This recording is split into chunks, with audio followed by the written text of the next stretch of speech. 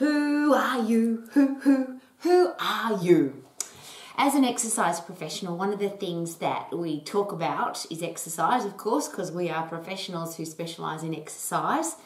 And of course, we talk about food. Now, you might not, and I'm very hesitant to ever talk about food, but a lot of exercise professionals, fitness instructors, personal trainers will talk about food. So, could there be a really important fundamental foundation question, which is, what is your philosophy on food and exercise? Who are you when it comes to food and when it comes to exercise? What do you stand for? Maybe what would you die for? What are your core values? What are your non-negotiable standards? And are you living what you believe at a level of excellence consistently?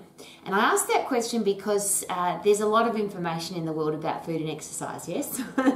And if you are giving out information, and I'm not going to, this is not a personal thing for you, it's a personal thing for me. If I'm, as an educator particularly, I have an international college for fitness professionals, for exercise professionals, who am I? What do I stand for?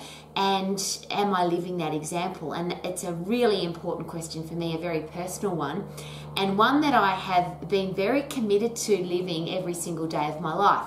So I don't know any, in fact, I've never met anybody else like me, and if you are this person, well, let's have a chat. I haven't missed a day of exercise since I was 10 years of age. Now, the first 3 years of my exercising life, so from 10 to 13, I was doing really stupid exercises because I didn't know any better. So I was doing donkey kicks and side leg raises and sit-ups and crunches and all silly things on the floor. Human body doesn't function that way. But I didn't know any better. But now, 40 plus years as an exercise professional, when I say that, obviously I've learned a lot over that period of time. What kind of professional would I be if I hadn't? And have my philosophies changed? Yes, because I've been learning. So that's a great question. Are we learning every day? And are we applying what we've learnt so that we keep getting better and better at what we do?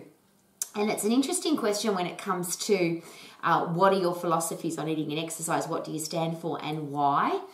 Because is it possible that there are a lot of people who are just regurgitating other people's opinions?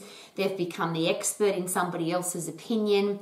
And if you ask them the why and how, why are you doing this and how does it work? Or why would you want me to do this and how does it work? From the fundamentals of anatomy and physiology and how the human body systems work, it's a little bit embarrassing because there's a lot of people who don't actually know why. They've got a very strong opinion about how to eat and how to exercise, but they've got nothing to back it up with except I learnt that off a social media guru, or I read it in a magazine, or that's what I learnt at my course. That's my least favourite one, of course, because I have a top-level education. I'm a top-level education provider for exercise, and I hate it when people say, oh, I do that because that's what I learnt in my course. Because at Max, we're really committed to not telling people what to think, but teaching people how to think for themselves. And of course, when it comes to eating and exercise, that process is, of course, anatomy and physiology. What's the body made of and how does it work? And something that I'm personally very proud of is the more I've learned about the human body, the more I've adapted and changed my personal philosophies on eating and exercise. Now, what I believe about my personal beliefs about eating and exercise are completely irrelevant, of course, because the clients that I have, the people that trust me for the best information, is it possible that it's not what I believe, it's what anatomy and physiology would then provide them with? What's the best way for each individual person to eat and each individual person to exercise, not how I do it, because I have a different lifestyle to everybody else, don't you? And isn't it interesting that there are a lot of people who preach and teach and tell and show people how to eat and exercise based on their lifestyle? So if you're a single person and you have let's say you're an exercise professional that has 20 clients a week, so you're only working maybe 15, 20 hours a week, and then you start preaching and teaching and telling somebody who works 60 hours a week who's got 4 children how to eat and exercise, does that seem a little bit, well, to me that seems like silliness, yeah? Because I haven't found out about the person that's in front of me. So there's 2 parts to this question. Who are you when it comes to your philosophies of eating and exercise, and why did you come up with those philosophies?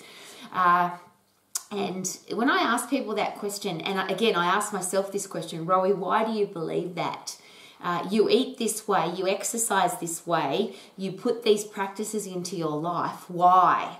Is it based on your past, your religion, what your mum said, what somebody said in a course, what a book said, what a social media person said? And we're bombarded with information on a day-to-day basis.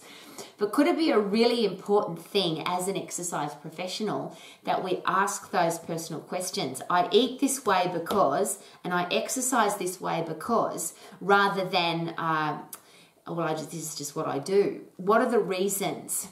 And this is something a little bit complicated for me and a little bit difficult because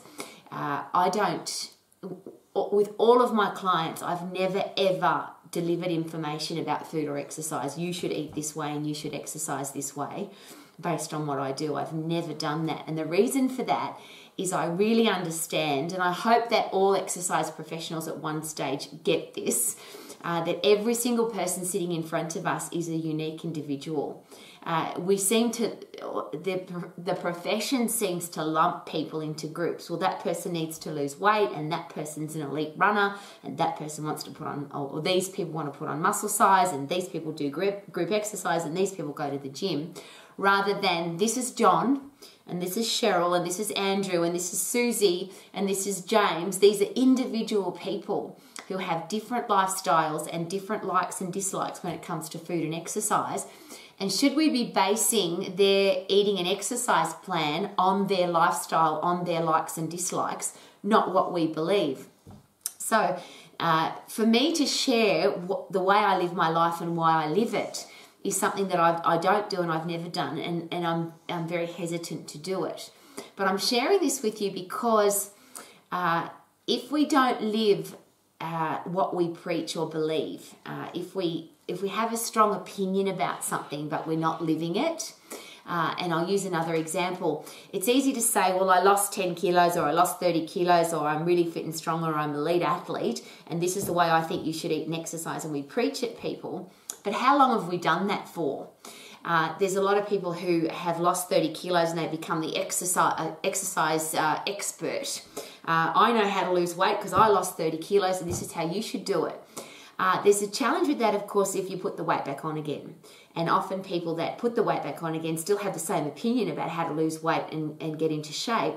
But it obviously didn't work because they put the weight back on again. And I use that as a very important example because could it be a really good idea as an exercise professional is to, what do you want?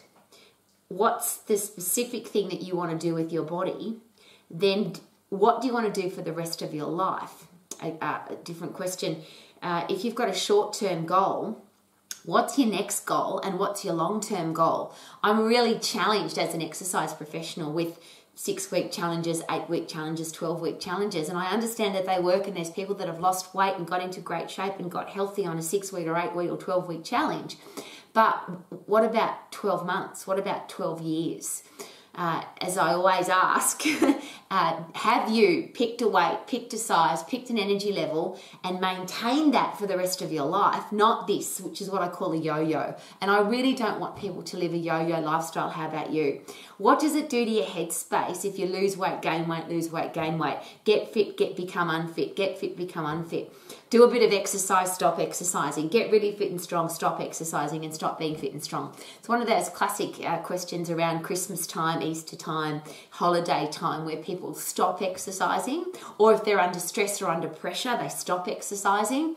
I'm very challenged by that because, for example, do you still brush your teeth? Do you still eat food? Do you still have a shower, even though you're under stress? You're on holidays, you're busy, you've got stuff going on in your life. If you are an exercise professional and you specialize in exercise, what is our philosophy on, do I still exercise when I'm stressed? Do I still exercise when I'm busy? Do I still exercise when I'm on holidays? Do I still exercise? What is my routine? What is my belief? And that was my original question. Who are you when it comes to exercise and eating food? Why do you have those philosophies? And are we living and breathing those consistently, day in, day out, long term? And that's, again, I'm hesitant to share this, but I don't know many people, if any, that have exercised every single day of their life since the age of 10, and that's me. I have done that. I haven't missed a day of exercise. Now, some days have been shorter than others, and some days have been very long, hours and hours and hours of exercise. I've been a high intense activity exerciser like I am now, which is about sprinting, get your breath back, sprinting, get your breath back. But I've also been the person that at one stage or 1 year I ran 2 hours every day just to prove to myself that I could. I've been a marathon runner. I've done 17 half marathons. I used to teach 15 classes every week. But I've exercised every day of my life. So if people look into my life and is this woman living what she preaches, my answer is yes. I'm an exercise professional who's exercised every day of my life since I was 10. And I'm not asking you to do the same. What I'm asking is, please, if you have a philosophy, a core value, non-negotiable standards, a level of belief in exercise, why do you believe that? How does it work for you? And is it working for you long term? That pick a weight, pick a size, pick an energy level and stay that way for the rest of your life. One of the things I'm really proud of myself, I don't do this. I don't do this yo-yo thing. I've been around about the same, and I don't weigh myself, so I don't know. But I have clothes the same clothes that I had when I was 18. I'm now a very old lady, and I still have clothes that fit me from when I was 18 years of age. It's been a very consistent same size, same weight, I presume, same energy level, and gotten better as I've gotten older. I'm certainly much fitter and much stronger now as a very old lady than when I was at 20. Came in and I were only just joking about this on Christmas Day. I did a workout, and I absolutely am stronger. I was stronger after our 25th Christmas together than I was at our first Christmas together. I can do more chin-ups and more dips and heavier squats and the whole bit. I've gotten fitter and stronger as I've gotten older. Now, I'm sharing that with you, I'm comfortable with it, because if people say to me, Rowie, how do you exercise and how do you eat? It's never been about me. I'm not interested in telling people how I eat because it's not going to work for them. I'm not interested in telling people how I exercise because it's not going to work for them.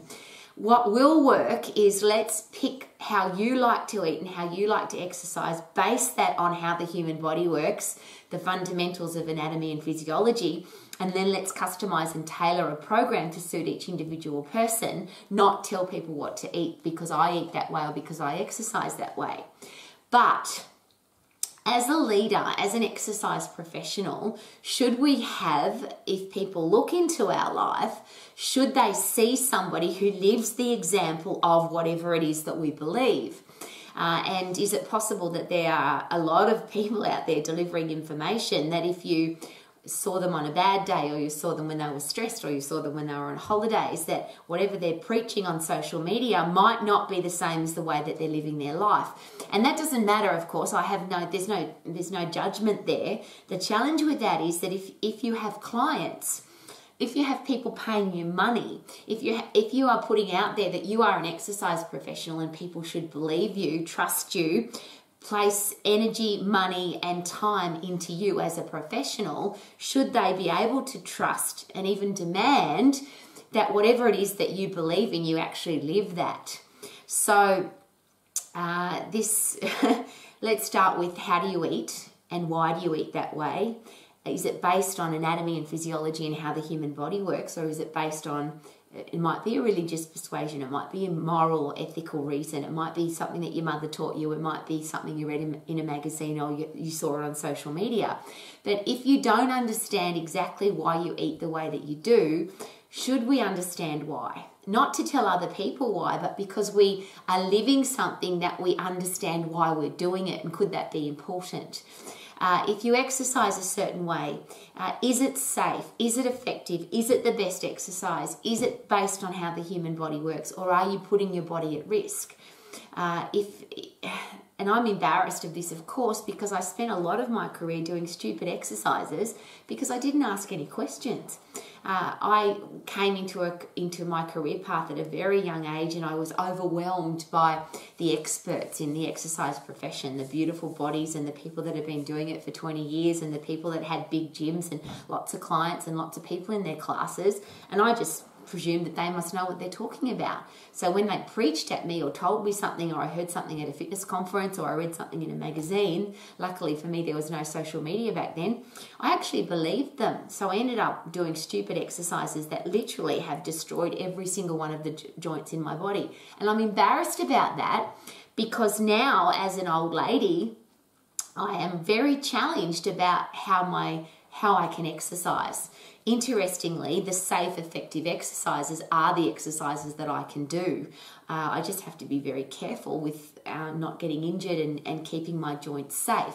Whereas if I had been exercising from 10 years of age, doing safe, effective exercises, I can't imagine. I reckon I'd be an Olympian. How about that? So I'm asking you very personally, if you are an exercise professional, can you justify, not to other people, can you justify to yourself why you eat a certain way and why you exercise a certain way? So as I wish for other people, this is my personal philosophy on food, and I wish this for other people because for me it's common sense. Let's see how it sits with you. Would it be nice if people could eat for pleasure and for performance, or whatever they preferred? So some people just eat for performance, and some people just eat for pleasure. But unfortunately, some of the people that just eat for pleasure, they don't then perform the way that they would like to. So wouldn't it be nice if we had an eating plan that gave us the pleasure that we wanted from food, if we wanted pleasure from food, so we enjoyed all the foods that we love. We don't eat any of the foods that we don't like. I can never understand that. Why would you eat food that you don't like? Now, I don't do that. That's my personal philosophy. I eat all the foods that I love, and I eat what I want, when I want, whenever I want, as much as I want, because I don't ever want to be on a diet. Now, I don't expect other people to be like that, but I'm asking from a personal perspective, would it be nice if we could have people live a life where food wasn't controlling their life, where they ate when they were hungry, they stopped eating when they were full, they loved their food, they got high performance from their food, and then they had a weight that they were happy with, a size that they were happy with, an energy level that they were happy with, they were performing at their best, and they love what they see in the mirror, which is those four questions that I always ask. And perhaps that's a good thing to base your eating and exercise philosophy on. Do I perform at my best? Do I have a stack of energy? Do I love what I see in the mirror in and out of my clothes? And am I getting the results that I want from my eating and exercise plan? And I'll add the fifth one to that, which is long term. Not I get that for some times and not others. I go on an 8-week diet and I get the result that I want and then I put the weight back on again. I'm not talking about that. I'm talking about, do I have a stack of energy? Do I perform at my best? Do I love what I see in the mirror? And am I getting the results that I want? And will that continue for the next 40, 50, 60 years? Will I be fabulous at 40, fantastic at 50, sexy at 60, sensational at 70, awesome at 80, never give up at 90, and happy and healthy at 100 plus? And I always use that as an example, because what's the point of having a stack of energy and a beautiful body at 20 and then being broken down and sick and frail and weak and unhealthy at 40, 50, 60? Because some of the things that our profession does to people at 20 and 30, is it possible that it's setting them up for that? We're actually setting people up to be broken, to be overweight, to be sick and unhealthy when they're 40, 50, 60, 70. And I ask that very personally because I have to take responsibility for that. Because I didn't learn my anatomy, because I didn't learn my physiology, because I just listened to the industry experts rather than understanding for myself, why do I eat this way and why do I exercise this way? I then delivered that same information to other people. And I know I have people in my life that sick because of me, they got injured because of me, they could have a disease because of me, they could be overweight because of me, they could have died because of me. Now, I've had thousands of clients, so I don't know specifically who they are. But when you give people information that they can't stick to for the rest of their life, that is too fanatical, it doesn't suit their lifestyle, they don't want to do it, but they do it for a short period of time to lose weight, they are the people that didn't maintain their eating and exercise plan for the rest of their life, so they don't have that happy, healthy, and 100 plus. They don't even dream that that's possible because they're already broken and busted by the time they're 40. I don't want to do that to anybody. How about you? So I'm asking this question very personally. Whatever eating plan you have, Is it something that you can stick to for the rest of your life? Is it based on your lifestyle? Are you maintaining the same weight, the same energy level, the same performance level? Do you love what you see in the mirror? And will you be able to do that for the rest of your life? Your exercise plan, is there any risk at all of injury? And if I look back over my career, I'm embarrassed because most of the exercises I did until I started learning my anatomy and physiology, thank you K-Man, who forced me to ask the questions. Why are you doing that and how does it work? And if I don't know why I'm doing something because I can't explain it simply, and if I don't know how the human body works because I don't understand my anatomy and physiology, my question to myself was, what right do I have to have an opinion? Now, everyone's got an opinion, of course. They're like bottoms, everybody's got one. But as a professional person, if I'm delivering information to people, and from a doctor's point of view, if I give out bogus information, I'm now liable I could get sued. That's what happens to medical professionals. But my job as an exercise professional, my role as an exercise professional, is to make sure that people don't get sick and don't get injured and don't get diseased, and they maintain mental, physical strength and positivity in a healthy, fit, strong body. So if I give something to somebody that is going to wreck their health, wreck their fitness, wreck their joints, screw up their brain in relationship to food, I think that I should be held responsible for that. And we're privileged perhaps in our profession that hasn't happened, but is it possible that it will? Is it possible that there will come a time when we have to justify everything that we do? We can't get up in a court of law and say, I gave that person that exercise program because I saw it on YouTube. I gave that person that exercise program because it was a nice little exercise program on TikTok. I think this is a great exercise program because a social media guru does it and they've got ripped abdominals. Could that be irresponsible? Should you and I, as exercise professionals, who am I? What do I stand for? What would I die for? Do I know my stuff? If questioned, can I answer? Yes, this is why we do this and this is how it works. These are the energy systems that exercise professionals are responsible for, and I have an in-depth understanding of how each one of those works in relationship to exercise. So as you know, I always ask the question, do I understand the skeletal system, the muscular system, the central nervous system, the endocrine system, the cardiovascular and respiratory system, the digestive system, and the immune system in relationship to exercise? What does exercise do for each one of those things? Am I living the example, which means I would have strong muscles, strong bones, healthy heart and lungs. I'd have a healthy, strong, mentally tough brain because I have a strong central nervous system and a strong hormonal endocrine system. My digestive system would be working effectively because the rest of my body is effective, which means what I'm putting into my digestive system for my body to work would be working effectively. And how often would I get sick? As an exercise professional, if I've got a healthy, fit, strong body, is it likely that I'm not going to get sick? And if I do pick up a germ or a bug, I'm going to have it for a really short period of time because my immune system's going to fight it. I'm going to get rid of it and it's very unlikely to come back. They are the things that I demand of myself as an exercise professional. Am I in great shape? Am I healthy, fit and strong? Am I mentally tough? Do I maintain all of that consistently and regularly throughout my life? And that's why I'm very proud to say to myself every day, I have exercised every day of my life since I was 10 and I'm getting better and fitter and stronger as I get older. My eating plan is eat what you want, Rowie, when you want. Eat for pleasure and for performance so you don't screw up your headspace. And I often share that story. The one time in my life where I totally and completely screwed up my head when it came to food was when I competed in a bodybuilding shaping competition.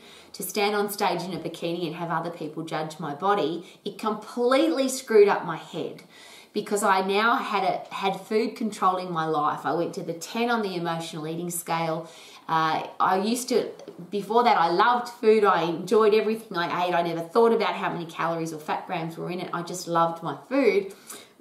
As soon as I put myself into the position where somebody was going to judge my body and I started counting calories and fat grams and carbohydrate grams and sugar grams, it screwed up my head. It took me a very long time to get that out of my system. And even to today, there's a lot of foods that I just don't eat them because I actually know how many calories are in them because I used to eat them when I competed for bodybuilding. So now I'm really cool about new foods that come onto the market so that I don't never look at the label anymore. I don't want to know how many calories are in there. I don't want to know how many fat grams or carbohydrate grams or what's the macronutrient percentage split. I'm not interested. Now, I'm just sharing that with you because do I have the right to say that? No. But the way I eat and the way I exercise has given me the same weight, the same size, the same energy level. I love what I see in the mirror. I love the way my exercise and food fits into my lifestyle. I'm not asking you to eat and exercise like me. All I'm asking is that you do the same thing. Whatever you do, whatever you choose for food and exercise, is it giving you a stack of energy? Are you always performing at your best? Do you love what you see in the mirror? Are you getting the results that you want long term? Not sometimes I'm fit and sometimes I'm not fit. Sometimes I'm in great shape, sometimes I'm not. Sometimes I look good in my clothes and sometimes I don't. Sometimes I'm a happy, positive person and sometimes I'm miserable and depressed. As a leader, as an exercise professional, is it possible that people will be looking into our life and going, is she the real deal? And if we're doing this, it just means that sometimes we're the real deal. And in a court of law, that's where they will catch you every single time. If you are inconsistent in any way, shape or form, the prosecution will take everything you say and throw it out because you're not doing, it's not consistent, regular. What you're doing is not who you really are. And I just use a court of law as an example because I think that one day our profession will be held accountable. We will actually have to answer to the dodgy exercises that we give people. We'll have to answer for the silly, fanatical eating plans that we give people. And I don't want to be that person. I just want to live my life as a living, breathing example of a healthy, fit, strong person. And then everybody that comes into my life, every client, I want to be able to ask them the question or questions. What do you want to do? What do you want to do next? What do you want to do for the rest of your life? Why is that important to you? Where would you like to do that? When would you like to do that? How will you feel when you do it? How will you feel if you don't do it? And let's make sure that you do. Are you on track or off track? And how much help do you need from me? If you were your own high performance eating and exercise coach, what advice would you give yourself so I can base their program on what they believe in? Then what help do you actually need from me so I can give you that help? And then as a professional, I customize and tailor the entire eating and exercise plan to suit that person, that unique individual person. Not from my opinion, not from my beliefs or convictions, but how does a human body work in relationship to each individual person that's in front of me? And could that be an excellent philosophy for us as exercise professionals? Could that be a great question?